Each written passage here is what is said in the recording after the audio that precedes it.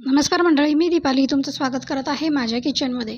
तर मी आज बनवणार आहे व्हेज कोफ्ता. त्याच्यासाठी मी इथं एका कढईमध्ये 1 चमचा तेल टाकलेले, खडे मसाले टाकलेले आहेत अगदी थोडेसे, एक मोठा कांदा, टोमॅटो, अद्रक, लसूण आणि काजू टाकलेले आहेत. ते भाजून घेऊन त्याच्यामध्ये अर्धा ग्लास पाणी ओतलेलं आहे आणि ते शिजायला ठेवलेलं आहे. ते शिजवून गार करून वाटून घ्यायचे.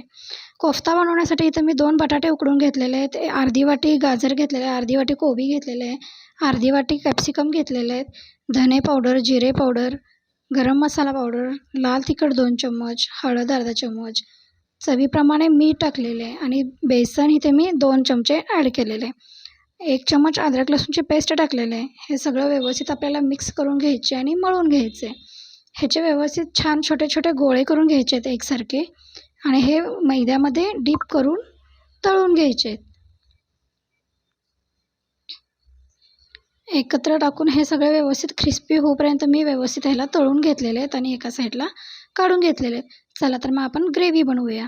त्याच्यासाठी मी एका कढईमध्ये 2 चमचे तेल ॲड केलेलं आहे आणि आपण वाटून घेतलेला तो मसाला आहे तो टाकलेला आहे.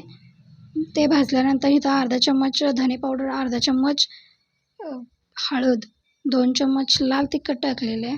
इथे गरम मसाल्याचा वापर मी केलेला नाही आहे कारण त्या मसाल्यामध्ये मसाले आहेत.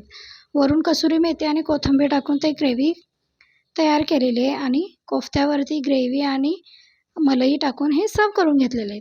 Thank you for watching.